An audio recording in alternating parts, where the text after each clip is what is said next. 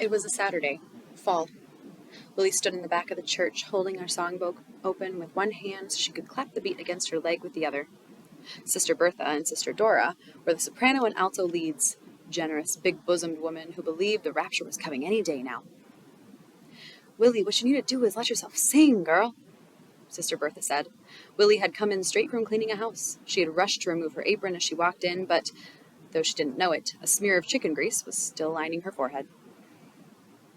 Carson was sitting in the audience, bored, Willie figured. He kept asking her about school, but she couldn't let him go until baby Josephine got old enough to go. He narrowed his eyes at her when she told him, and sometimes she dreamed about sending him down south to stay with her sister Hazel. Maybe she wouldn't mind a child with that much hate floating around in his eyes, but Willie knew she could never actually do it. In her letters down home, she wrote about how things were going well, how Robert was getting on nicely. Hazel would write back so that she would come visit soon. But Willie knew she never would. The South was hers. She wanted no part of the North. "Yes, what you need to do is let the Lord take that cross you're carrying," Sister Dora said. Willie smiled. She hummed the alto line. "You ready to go?" she asked Carson when she got off stage. "Been ready," he said. She and Carson left the church. It was a cold fall day, a crisp wind coming toward them from the river. There were few cars on the street, and Willie saw a rich mahogany-colored woman walk by a raccoon coat that looked as soft as a cloud. On Lenox, every other marquee said that Duke Ellington would be playing there. Thursday, Friday, Saturday. "Let's walk a little longer," Willie said, and Carson shrugged. But he took his hands out of his pocket, and his step picked up, so she could see that she had finally said the right thing. They stopped to let some cars pass, and Willie looked up to see 6 little children looking down at her from an apartment building window. It was a pyramid of children, the oldest, tallest lining the back row, the youngest in front. Willie reached her hand up and waved, but then a woman snatched them away and closed the curtains. She and Carson crossed the street. It seemed like there were hundreds of people out in Harlem that day, thousands even. The sidewalks were sinking with the weight, some literally cracking beneath them. Willie saw a white man with the color of milky tea singing on the street. Beside him, a tree-bark woman clapped her hands and bounced her head. Harlem felt like a big, black band with so many heavy instruments the city stage was collapsing. They turned south on 7th, past the barber shop that Willie swept from time to time and earned a few cents, past several bars and one ice cream parlor. Willie reached into her purse and felt around until her hand hit metal. She tossed a nickel to Carson, and the boy smiled at her for what seemed like the first time in years. The sweetness of the smile was bitter, too, for it reminded Willie of the days, his endless crying. The days when there was no one in the world except for the two of them, and she was not enough for him. She was barely enough for herself. He raced in to buy a cone, and when he came back out with it, the two of them kept walking. If Willie could have taken 7th Avenue South all the way back down to Pratt City, she probably would have. Carson licked his ice cream cone delicately, sculpting that round shape with his own tongue. He would lick all the way around and then look at it carefully, lick again. She couldn't remember the last time she had seen him so happy and how easy it was to make him that way. All it took was a nickel and a walk. If they walked forever, maybe she would start to get happy too. She might be able to forget how she'd wound up in Harlem, away from Pratt City, away from home. Willie wasn't coal-black. She'd seen enough coal in her lifetime to know that for sure. But the day Robert Clifton came with his father to the union meeting to hear Willie sing, all she could think was that he was the whitest black boy she had ever seen. And because she thought that, her own skin had started to look to her more and more like the thing her father brought home from the mines, under his fingernails, dust in his clothes, every single day. Willie had been singing the national anthem at union meetings for the past year and a half. Her father, H., was the union leader, so it hadn't been very hard to convince him to let her sing. The day Robert came in, Willie was in the back room of the church, practicing her scales. "You ready?" her daddy asked. Before Willie had begged to sing, there was no anthem sung at union meetings. Willie nodded and went out to the sanctuary, where all the union members were waiting. She was young, but she already knew that she was the best singer in Pratt City, maybe even in all of Birmingham. Everyone, women and children alike, came to the meetings just to hear that old, world-weary voice come out of her 10-year-old body. "Please stand for the anthem," H said to the crowd. And they did. Willie's father teared up the first time she had sung it. Afterwards, Willie could hear a man say, "Look at him, two-shovel. Getting soft, ain't he?" Now Willie sang the anthem, and the crowd watched, beaming. She'd imagined that the sound came from a cave at the very bottom of her gut. That, like her father and all the men in front of her, she was a miner reaching down deep inside of her to pull something valuable out. When she finished, everyone in the room stood and clapped and whistled, and that was how she knew. She had reached the rock at the bottom of the cave. Afterward, the miners went on with their meeting, and Willie sat in her father's lap, bored, wishing she could sing again. "Willie, you sang awfully pretty tonight," a man said after the meeting ended. Willie was standing with her little sister Hazel outside of the church, watching the people walk home while H closed up. Willie didn't recognize the man. He was an ex-con who had worked the railroads before coming to work as a free man in the mines. "I'd like you to meet my son, Robert," the man said. "He's shy, but boy, does he love to hear you sing." Robert stepped out from behind his father. "You go on and play for a bit," the man said, pushing Robert forward a little before walking on home. His father was the color of coffee, but Robert was the color of cream. Willie was used to seeing white and black together in Pratt City, but she had never seen both things in one family, both in one person. "You got a nice voice," Robert said. He looked at the ground as she spoke and kicked up a bit of dust. "I've been coming to hear you sing." "Thanks," Willie said. Finally, Robert looked at her and smiled, relieved it seemed to have spoken. Willie was startled by his eyes. "Why your eyes look like that?" Willie asked while Hazel hid behind her leg, eyeing Robert from behind the bend of Willie's knee. "Like what?" Willie searched for the word, but realized there wasn't one to describe it. His eyes looked like a lot of things, like the clear puddles that stood over the mud that she and Hazel liked to jump in, or like the shimmering body of a golden ant she had once seen carrying a blade of grass across a hill. His eyes were changing before hers, and she didn't know how to tell him this, so instead, she just shrugged. "You a white man?" Hazel asked, and Willie pushed her. "No. Mama say we got a lot of white in our blood, though. Sometimes it takes a while to show up." "That ain't right," Hazel said, shaking her head. "Yo, daddy's old as dirt. That ain't right either," Robert said, and before Willie knew what she was doing, she pushed him. He stumbled, fell down onto his butt, and looked up at Willie with surprise in his brown, green, and gold eyes, but she didn't care. Her daddy was one of the best miners in Birmingham he had ever seen. He was the light of Willie's life, and she was his. He told her all the time how he waited and waited and waited to have her, and when she'd come, he'd been so happy his big coal heart had melted. Robert stood back and dusted himself off. "Oh," Hazel said, turning towards Willie, never missing an opportunity to shame her. "I'm telling Mama on you." "No," Robert said. "That's all right." He looked at Willie. "That's all right." The push had broken some kind of barrier between them, and from that day on, Robert and Willie were as close as any two people could be. By the time they hit 16, they were dating, and by 18, they were married, and by 20, they had a child. The people of Pratt City spoke about them in one breath. Their names were one, Robert and Willie. The month after Carson was born, Willie's father died, and the month after that, her mother followed. Miners weren't meant to live long. Willie had friends whose fathers had died when those friends were still swimming in their mother's belly, but knowing this didn't lessen the hurt. She was inconsolable those first few days. She didn't want to look at Carson, didn't want to hold him. Robert would take her up in his arms at night, kissing her never-ending tears while the baby slept. "I love you, Willie," he'd whisper, and somehow that love hurt too. Made her cry even harder because she didn't want to believe that anything good could still be in the world and her parents had left it. Willie sang lead in the funeral procession, the weeping and wailing of all the mourners carrying sound down into the very minds themselves. She had never known sadness like that before, nor had she known of the fullness of hundreds of people gathering to send her parents off. When she started the song, her voice quivered. It shook something in her.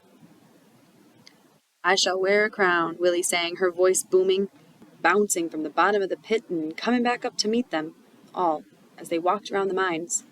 Soon they passed the old potter's field, where hundreds of nameless, faceless men and boys were buried, and Willie was glad that at least her father had died free, at least that. "I shall wear a crown," Willie said again, holding Carson in her arms. His mewling cry was her accompaniment, his heart beat her metronome. As she sang, she saw the notes float out of her mouth like little butterflies, carrying some of her sadness away, and she knew, finally, that she would survive it. Soon Pratt City started to feel like a speck of dust in Willie's eye. She couldn't be free of it. She could tell that Robert was itching to leave, too. He had always been a little delicate for coal mining. At least that's what the bosses thought every time he got mine to go ask them for a job, which was about once a year since his 13th birthday. Instead, he worked as a clerk in the Pratt City store. Then, after Carson was born, the store suddenly didn't seem like enough for Robert. He could spend whole weeks complaining about it. "There ain't no honor in it," Robert said to Willie one night. She was seated stomach to stomach with little Carson while he tried to snatch the light that was reflecting off her earrings. "There's honor in mining," Robert said. Willie had always thought that her husband would die in the mines if he ever got a chance to go down. Her father had stopped working in the mines years and years before he died. He was twice the size of Robert, 10 times as strong, yet still, he almost never stopped coughing, and sometimes, when he coughed, a string of black mucus would escape his mouth. His face would contort and his eyes bulge out, so that it looked like, to Willie, as though some invisible man were behind him. Hands wrapped around the large trunk of his thick neck, choking him. Though she loved Robert more than she had ever thought it possible to love, when she looked at him, she did not see a man who could handle hands around his neck. She never told him this. Robert began to pace the room. The clock on the wall was 5 minutes behind, and the click of a second hand sounded to Willie like a man clapping off beat at a church revival. Awful, but sure. "We should move. Go north, somewhere I can learn a new trade. Ain't nothing in Pratt City for us now that your folks are gone." "New York," Willie said, just as soon as she had thought it. Harlem. The word hit her like a memory. Though she had never been there, she could sense its presence in her life, a premonition, a forward memory. "New York, huh?" Robert said with a smile. He took Carson into his arms, and the boy cried out, startled, missing the light. "You could find some kind of work. I could sing." "You gonna sing, huh?" He dangled his finger in front of Carson's eyes, and they followed him, this way, then that. "What you think about that, sonny? Mama singing?" Robert brought the dangling finger down to Carson's soft belly and tickled. The baby screamed with laughter. "I think he likes that idea, Mama," Robert said, laughing too. Everyone knew someone who was headed north, and everyone knew someone who was already there. Willie and Robert knew Joe Turner back when he was just little Joe, Joyce's smart boy in Pratt City. Now he worked as a school teacher in Harlem. He took them into his place on West 134th Street. For as long as she lived, Willie would never forget the feeling of being in Harlem for the first time. Pratt City was a mining town, and everything about it was focused on what lay beneath the ground. Harlem was about the sky. The buildings were taller than any Willie had ever seen before, and there were more of them, tents shoulder to shoulder. The first inhale of Harlem air was clean. No coal dust traveling in through the nose to hit the back of the throat to taste. Just breathing felt exciting. "First thing we gotta do is get me somewhere to sing, Lil Joe. I heard these ladies on the street corner, and I know I'm better than them. I just know it." They had brought in the last of their 3 suitcases and were finally settling into the small apartment. Joe hadn't been able to afford it on his own. He had said that he was all too happy to have old friends to share it with. Joe laughed. "You should hope you sing better than the girl on the street corner, Willie. How else you going to make it out there in the street and into a building?" Robert was holding Carson, bouncing him a little bit so that the boy wouldn't fuss. "That ain't the first thing we gotta do. First thing we gotta do is set me up with a job. I'm the man, remember?" "Oh, you the man, all right," Willie said, winking, and Joe rolled his eyes. "Don't you all bring no more babies into this house now," he said. That night, and for many nights after, Willie and Robert and Carson all slept on the same mattress, laid out in the tiny living room on the 4th floor of the tall brick building. On the ceiling above the bed there was a large brown spot, and on that first night they lay there, Willie thought that even that spot looked beautiful. The building that little Joe lived in was full of nothing but black folks, nearly all of them newly arrived from Louisiana, Mississippi, Texas. On the way in, Willie had heard the distinct drawl of an Alabamian. The man had been trying to push a wide couch through a slim door. There was a similar-sounding voice on the other side of the door giving directions. "More to the left, a little to the right." The next morning, Willie and Robert left Carson with little Joe so they could walk around Harlem, maybe look to see if any for-hire signs were up in their neighborhood. They walked around for hours, people watching, talking, taking in everything that was different about Harlem and everything that was the same. Once they rounded the block past an ice cream parlor, they noticed a hiring sign on the store door and decided to go in so that Robert could talk to somebody. As they walked in, Willie tripped on the lip of the door stoop, and Robert caught her in his arms. He helped her to get steady and smiled at her once she was on her feet, kissing her cheek quickly. Once they were inside, Willie's eyes met those of the store clerk, and she felt a cold wind travel the sightline from his eyes to hers and then all the way down to the coal pit of her stomach. "Excuse me, sir," Robert said. "I saw the sign outside there." "You married to a black woman?" the store clerk said, his eyes never leaving Willie's. Robert looked at Willie. Robert spoke softly. I worked in a store before, down south. No job here. I'm saying I have experience with no job here, the man repeated, more gruffly this time. Let's go, Robert, Willie said.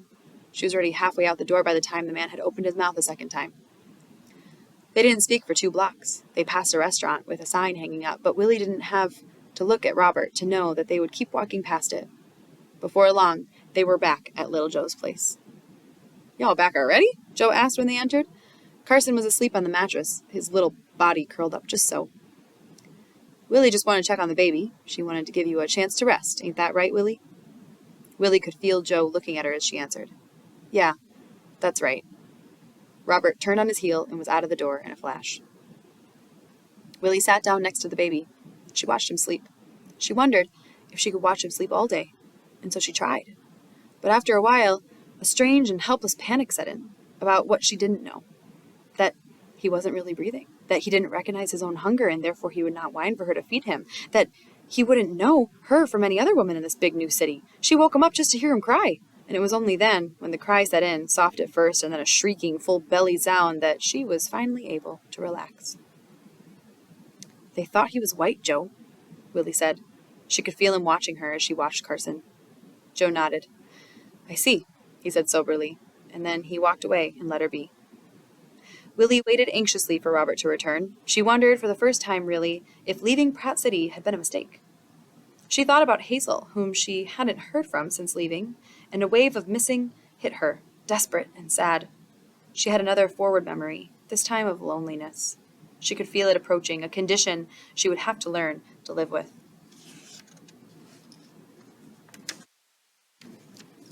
Robert came back to the apartment.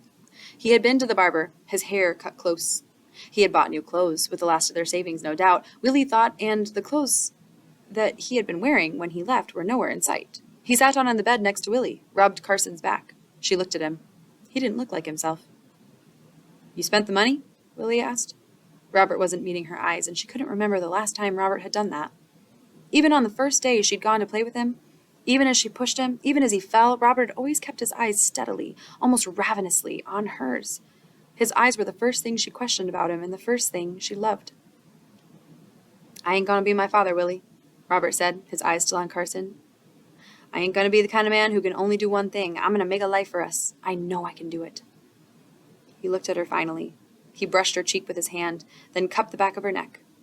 We're here now, Willie, he pleaded. Let's be here. What being here meant for Willie. Every morning, she and Robert would wake up. She would get Carson ready to take downstairs to an old woman named Bess who watched all the building's babies for a small fee. Robert would shave, comb down his hair, button his shirt, and then the two of them would walk out to Harlem to look for work. Robert in his fancy clothes, and Willie in her plain ones. Being here meant they no longer walked together on the sidewalk. Robert always walked a little ahead of her, and they never touched. She never called his name anymore. Even if she was falling into the street, or a man was robbing her, or a car was coming at her, she knew not to call his name. She had done it once, and Robert had turned, and everyone had stared. At first, they both looked for jobs in Harlem. One store had even hired Robert. But after a week, there was a misunderstanding when a white customer had leaned in close to Robert to ask him how he could resist taking any one of the black women who frequented the store for himself. And Robert came home that night crying to Willie that it could have been her the man was talking about, so he quit. The next day, they both went searching again. This time, they only walked so far south before splitting off, and Willie lost Robert to the rest of Manhattan. He looked so white now. It only took a few seconds for her to lose him completely. Just one white face among the many, all bustling up and down the sidewalks. After 2 weeks in Manhattan, Robert found a job. It took Willie 3 more months to find work, but by December, she was a housekeeper for the Morrisseys, a wealthy black family who lived on the southern edge of Harlem. The family had not yet resigned themselves to their own blackness, so they crept as close to the white folks as the city would allow. They would go no further, their skin too dark to get an apartment, just 1 street down. During the day, Willie took care of the Morrises' son. She fed him and bathed him and laid him down for his nap. Then she cleaned the apartment from top to bottom, making sure to wipe under the candelabra because Mrs. Morris always checked. In the early evening, she would begin cooking. The Morrises had been in New York since before the Great Migration, but they ate as though the South was a place their kitchen instead of one that was miles and miles away. Mrs. Morris usually came home first, She worked as a seamstress, and her hands were often pricked and bleeding. Once she got home, Willie would leave her for auditions. She was too dark to sing at the jazzing. That's what they told her the night that she'd come in ready to audition. A very slender and tall man held a paper bag up to her cheek. Too dark, he said. Willie shook her head.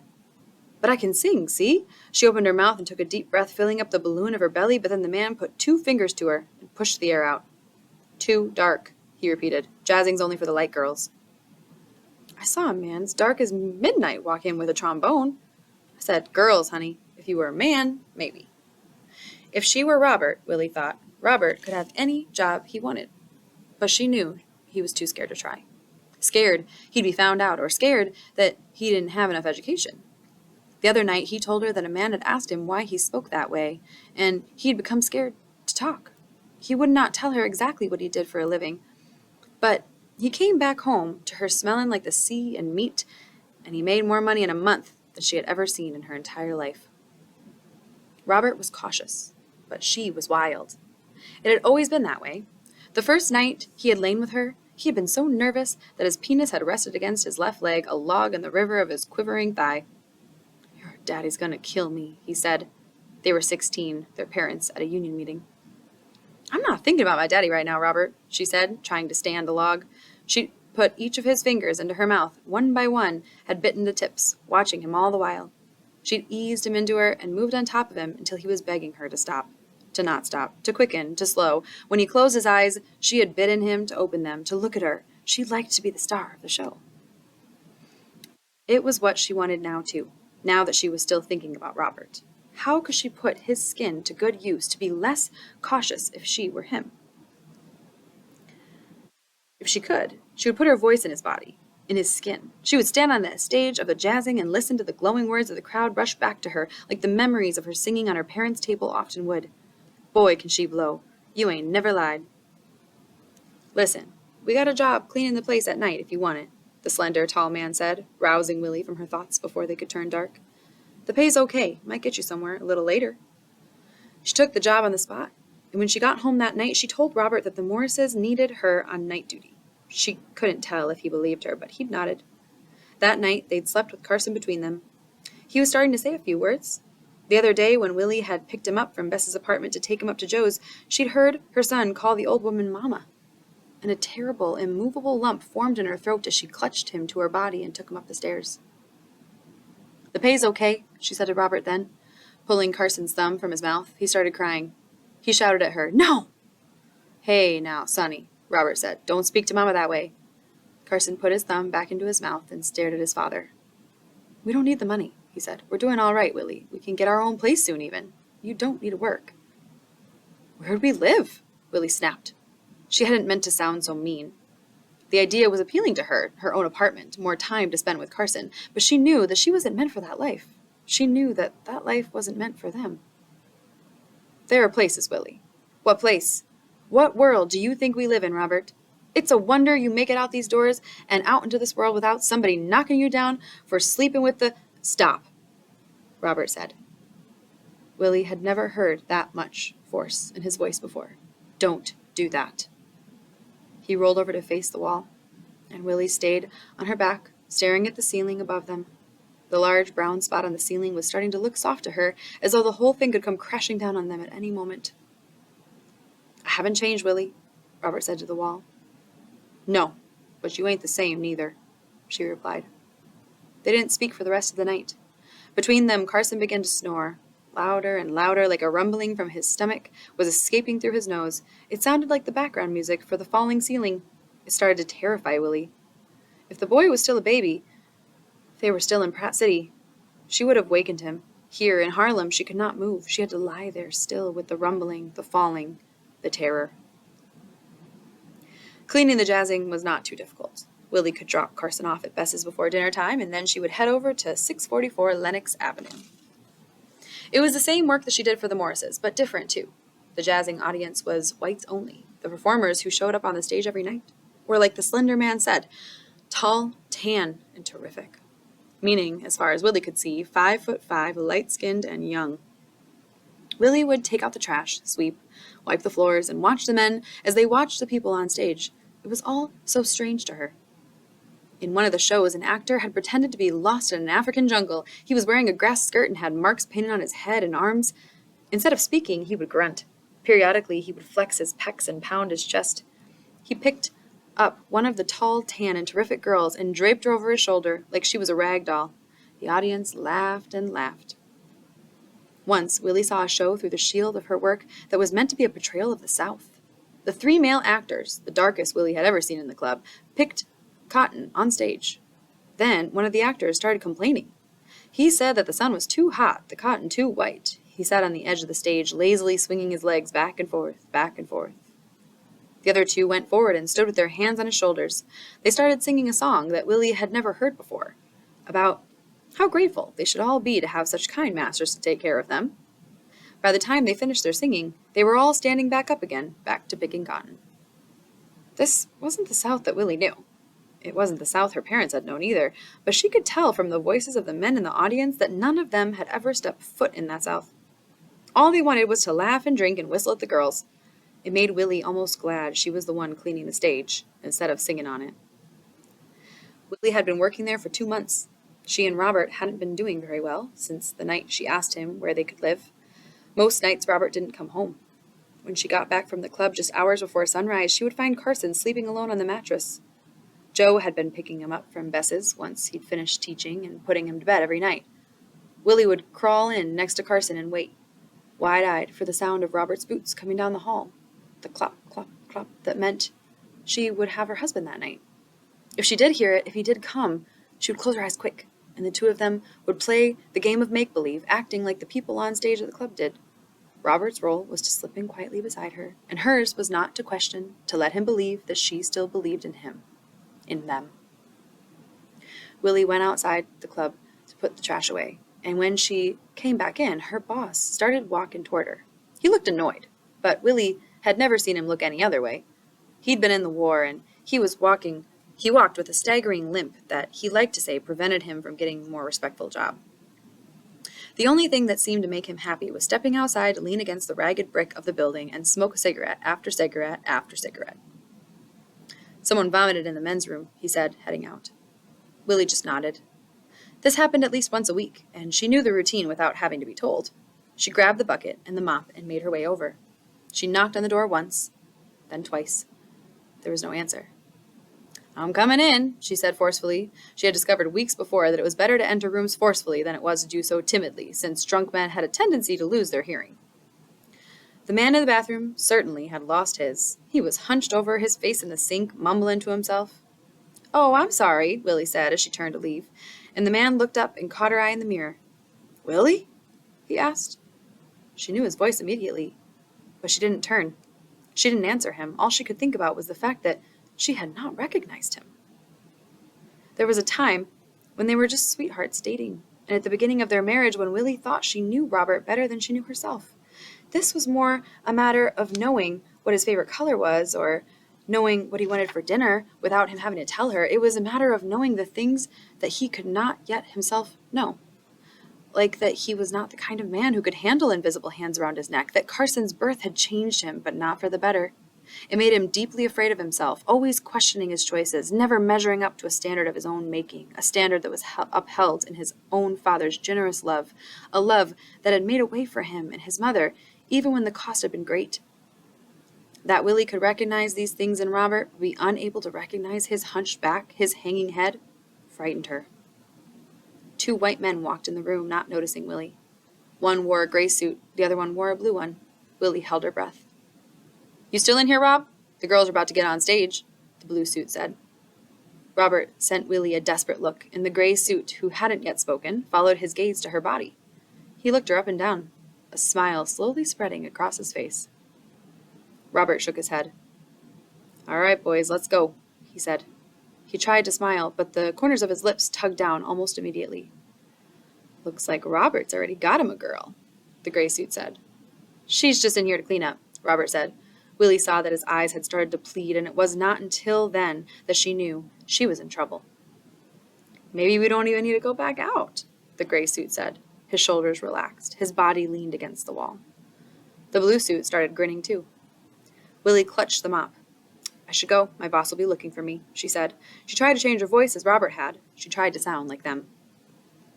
The gray suit eased the mop away. You still have cleaning to do, he said. He caressed her face. His hand started to move down her body, but before it could reach her breast, she spit in his face. Willie, don't! The two suits turned to look at Robert, the gray suit wiping the spit from his face. You know her? The blue suit asked, but the gray suit was 2 steps ahead of him. Willie could see him collecting all the clues in his mind, the dusk of Robert's skin, the thick voice, the nights spent away from home. He sent Robert a withering look. Is she a woman? He asked. Robert's eyes had started to fill up. His skin was already sallow from his being sick, and he looked like he might be sick again any minute. He nodded. Well, why don't you come over here and give her a kiss? The gray suit asked. He had already unzipped his pants with his left hand. With his right hand, he stroked his penis. Don't worry, I won't touch her, he said. And he kept his word. Robert did all the work that night, while the blue suit guarded the door. It wasn't more than a few tear-stained kisses and carefully placed hands before the gray suit could ask for Robert to enter her. He came. A shuddering, breathy thing. Then, immediately after, he grew bored with his game. Don't bother coming to work tomorrow, Rob, he said as he and the blue suit made their way out. Willie felt a small breeze come in from the closing door. It raised the hairs on her skin. Her whole body was stiff like a piece of wood. Robert reached for her, and it took her a second to realize that she still controlled her body. He was already touching her by the time she moved away. I'll leave tonight, he said. He was crying again, his brown, green, gold eyes shimmering behind the wet. He left the room before Willie could tell him that he was already gone. Carson was still licking his ice cream. He held it in one hand. His other hand held Willie's. And the feel of her son's skin on hers was enough to bring tears to her eyes. She wanted to keep walking, all the way to Midtown if need be. She couldn't remember the last time she'd seen her son so happy. After that day with Robert, Joe offered to marry her, but Willie couldn't bear the thought of it. She took Carson and left in the middle of the night, found a place the next morning far enough away that she figured she wouldn't see anyone she knew anymore. She couldn't leave Harlem, and that little corner of the great city had already started to feel like it was pressing in on her. Every face was Robert's, and none was his. Carson wouldn't stop crying. It seemed like for whole weeks at a time, the boy just wouldn't stop crying. In the new apartment, Willie had no Bess to leave him with, and so she left him by himself on days she went to work, making sure to shut the windows and lock the doors and hide the sharp things. At night, she would find that he had put himself to sleep, the mattress soaked with his ever-present tears. She worked odd jobs, mostly cleaning, though every once in a while she would still go out for an audition. The auditions would all end the same way. She would get on stage feeling confident, her mouth would open, but no sound would come from it, and soon she would be crying and begging the person in front of her for forgiveness. One auditioner told her she had better make her way to a church if forgiveness is what she wanted. And so she did. Willie hadn't been to a church since leaving Pratt City, but now it seemed she couldn't get enough of it. Every Sunday, she would drag Karsten, who had just turned 5 years old, out with her to the Baptist church on West 128th between Lenox and 7th. It was where she met Eli. He was only a once-in-a-while churchgoer, but the congregation still called him Brother Eli because they thought he had the fruit of the Spirit in him. Which fruit, Willie didn't know. She had been going for about a month, sitting in the very last row with Carson on her lap, even though he was too old to be a lap baby and his weight hurt her legs. Eli walked in with a bag of apples at his side. He leaned against the back door. The preacher said, "The fire of God is fallen from heaven, and hath burned up the sheep, and the servants, and consumed them. And I only am escaped alone to tell thee." "Amen," Eli said. Willie looked up at him, and then returned her gaze to the preacher, who was saying, "And behold, there came a great wind from the wilderness, and smote the 4 corners of the house, and it fell upon young men, and they were dead. And I only am escaped alone to tell thee." "Bless God," Eli said. The bag crinkled, and Willie looked up to see Eli pulling out an apple. He winked at her as he took a bite, and she quickly snapped her head back as the preacher said, "The Lord gave, and the Lord hath taken away. Blessed be the name of the Lord." "Amen," Willie murmured. Carson started to fuss, and she bounced him on her leg a bit, but that only made him squirm more. Eli gave him an apple, and he held it in his hands, opening his mouth very wide just to take a tiny bite. "Thank you," Willie said. Eli tipped his head towards the door. "Take a walk with me," he whispered. She ignored him, helping Carson to hold an apple so that it wouldn't drop to the floor. "Take a walk with me," Eli said, louder this time. An usher shushed them, and Willie worried that he would have to say it again, but louder, and so she got up from her seat and left with him. Eli held Carson's hand as they walked. In Harlem, Lenox Avenue was impossible to avoid. It was where all the dirty, ugly, righteous, and beautiful things were. The jazzing was still there, and they passed it. Willie shuddered. "What's wrong?" Eli said. "Just caught a little chill is all," Willie said. It seemed to Willie that they had walked all of Harlem. She couldn't remember the last time she'd walked so much, and she couldn't believe that they had gone so far without Carson crying. As they walked, her son kept working on his apple, and he seemed so content that Willie wanted to hug Eli for giving her that little bit of peace. "What do you do?" Willie asked Eli once they had finally found a place to sit. "I'm a poet," he said. "You write anything good?" Willie asked. Eli smiled at her and took the apple core Carson was dangling from his hand. "No, but I write a lot of bad." Willie laughed. "What's your favorite poem?" she asked. He scooted a bit closer to her on the bench, and she felt her breath catch, something it had not done for a man since the day she first kissed Robert. "The Bible's the best poetry there is," Eli said. "Well, then why don't I see you in church more often? Seems like you should be studying the Bible." This time, Eli laughed. "A poet's got to spend more time living than he does studying," he said. Willie found out that Eli did a lot of what he called livin'. In the beginning, she called it that too. It was a rush being with him. He took her all around New York City to places she never would have dreamed of going before him. He wanted to eat everything, try everything. He didn't care that they didn't have any money. When she got pregnant, his adventurous spirit only seemed to grow. It was the opposite of Robert. Carson's birth had made him want to set roots, whereas Josephine's birth made Eli want to grow things. The baby was barely out of her stomach before Eli flew. The first time, it was for 3 days. He came home to her smelling of booze. "How's my baby doing?" he said, wiggling his fingers in front of Josephine's face, and she followed them with wide eyes. "Where you been, Eli?" Willie said. She was trying not to sound angry, though anger was all she felt. She remembered how she had stayed quiet on the nights Robert used to come home after being gone a while, and she didn't intend to make the same mistake twice. "Aw, you mad at me, Willie?" Eli asked. Carson tugged on his pants leg. "You got any apples, Eli?" he asked. He was starting to look like Robert, and Willie couldn't stand it. For she just cut his hair that morning, and it seemed the more hair he lost, the more Robert started to peek through. Carson had kicked and screamed and cried the whole time she cut. She had spanked him for it, which had quieted him. But then he had given her a mean look, and she was not sure which was worse. Seemed like her son was starting to hate her as much as she was fighting not to hate him. "Sure, I got an apple for you, sonny," Eli said, fishing one from his pockets. "Don't call him that," Willie hissed through her teeth, remembering again the man she was trying to forget. Eli's face fell a little bit. He wiped his eyes. "I'm sorry, Willie, okay? I'm sorry." "My name's Sonny," Carson shouted. He bit into the apple. "I like to be Sonny," he said, bits of juice squirting from his mouth. Josephine started crying, and Willie grabbed her up and rocked her. "See what you done started," she said, and Eli just kept wiping his eyes. The kids grew older. Sometimes Willie would see Eli every day for a month. That's when the poems were flowing and the money wasn't too bad. Willie would come home from cleaning this or that house and find scraps and stacks of papers all around the apartment. Some of the papers would just have one word on them, like flight or jazz. Others would have whole poems. Willie found one that had her name on top, and it made her think that perhaps Eli was there to stay. But then he would go. The money would stop.